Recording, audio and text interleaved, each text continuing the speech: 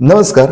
11 जानेवारी 2026 रोजी MPSC combine group C ची परीक्षा पार पडली आणि याच्या आन्सर की मध्ये 3 प्रश्नांची उत्तरे थोडीशी संदिग्ध दिलेली आहेत. मला तरी 3 प्रश्न आढळलेले आहेत. तुम्हाला जर दुसरे कुठले आढळले असतील तर तुम्ही खाली कमेंट बॉक्स मध्ये मला सांगू शकता. जास्त वेळ न घालवता मी डायरेक्ट पहिल्या प्रश्नाला सुरू करतो. आता पहिले एक जिओग्राफीचा प्रश्न आहे आणि पुढचे 2 प्रश्न जे आहेत ते इकॉनॉमिक्स वरचे प्रश्न आहेत. बरं, पहिला जिओग्राफीचा प्रश्न बघूयात आपण. आता या प्रश्नात विचारलेलं आहे चुकीचं विधान आणि आयोगाने उत्तर दिलेलं आहे ऑप्शन क्रमांक 3. ठीक आहे, हे आयोगाने दिलेलं उत्तर आहे. आता याचं एक्झॅक्ट आपण काय आन्सर येऊ शकतं हे चेक करूयात. वर्धा व वैनगंगा या नद्यांचा संगम चंद्रपूरच्या नैऋत्येस होतो तर अजिबात नाही, नैऋत्यच नाही होत. पुढे होतो तर आग्नेयेस होतो. आग्नेयेच्या दिशेला होतो, म्हणजे हे विधान चुकीचं आहे. आपलं पहिलं विधान जे आहे ते चुकीचं आहे. कान्हा, पेंच, बाग, वैनगंगा नदीच्या उपनद्या आहेत, 100% बरोबर हे विधान. त्याच्यानंतर तिसरं विधान, वैनगंगा नदीच्या डाव्या तीरावर पूस, आरणा, वाघाडी, खुळी या उपनद्या येऊन मिळतात. बरं, हे स्टेटमेंट इथून पुढे बघितलं तर बरोबर आहे, उपनद्या आहेत, पण त्या वैनगंगेच्या नाहीयेत तर पैनगंगेच्या आहेत, म्हणजे हे स्टेटमेंट सुद्धा चुकलेलं आहे. तिसरं पण चुकलं.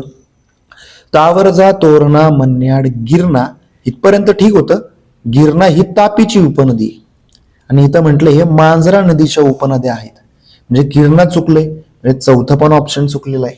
म्हणजे इथं उत्तर काय आहे बघा, पहिलं ऑप्शन चुकलाय, दुसरं ऑप्शन बरोबर आहे, तिसरं ऑप्शन चुकलाय, चौथं ऑप्शन चुकलाय. आता त्यांनी ऍक्च्युली विचारलं काय पाहिजे होतं, चुकीचं नाही, योग्य विचारायला हवं होतं असं मला वाटतंय, आणि मग त्याचं योग्य उत्तर आलं असतं ऑप्शन नंबर 2. आता आयोगाने उत्तर दिले 3. आता फर्स्ट आन्सर केला, काहीतरी उत्तर देणारच ना, त्यामुळे 3 उत्तर तर दिलेले पण चुकीचं आहे.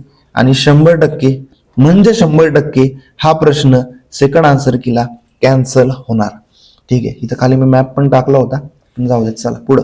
आता पुढचे 2 प्रश्न जे आहेत ते इकॉनॉमिक्सचे. आता या प्रश्नाचं उत्तर आयोगाने दिलं होतं ऑप्शन नंबर 4. तर बघूयात आपण काय हे. सार्वजनिक कर्जाच्या स्थिरतेसाठी सामान्यतः स्वीकृत निकष डॅश डॅश हे आहेत. स्वीकृत निकष असं म्हटलेले, स्वीकृत. बर, विशिष्ट कालावधीत कर्ज 0 असावे, कधीच नाही. 0 असावे, कर्ज 0 होत नाही, ते मॅनेज करायचे. मॅनेजमेंट ऍक्ट ना तो, FRBM ऍक्ट, ते कर्ज कमीत कमी करायचंय किंवा मॅनेज करायचं आहे. बरोबर, म्हणजे 0 असा उल्लेख कुठल्या पुस्तकातही आढळत नाही, कुठल्या कायद्यात आढळत नाही. पहिलं विधान तर 100% चुकीचं आहे. बस एवढ्यावरतीच उत्तर निघतं आपलं. अ गेलाय, फक्त ब आणि क बरोबर. हे दुसऱ्या आन्सर कीला ऑप्शन नंबर 2 यायला हवं. आत्ता आन्सर की मध्ये दिलेलं आहे 4. ठीक आहे, पहिलं विधान 100% चुकीचं आहे मित्रांनो. कर्ज 0 कधीच होऊ शकत नाही.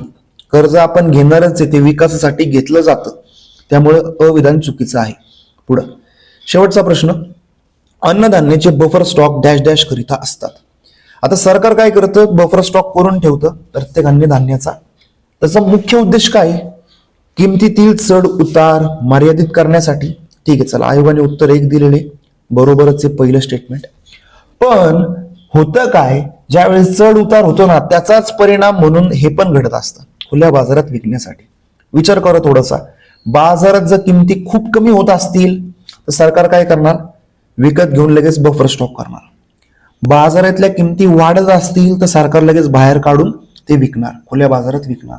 दोन्ही म्हणजे अ पण बरोबर दिसते आणि ड पण बरोबर दिसते.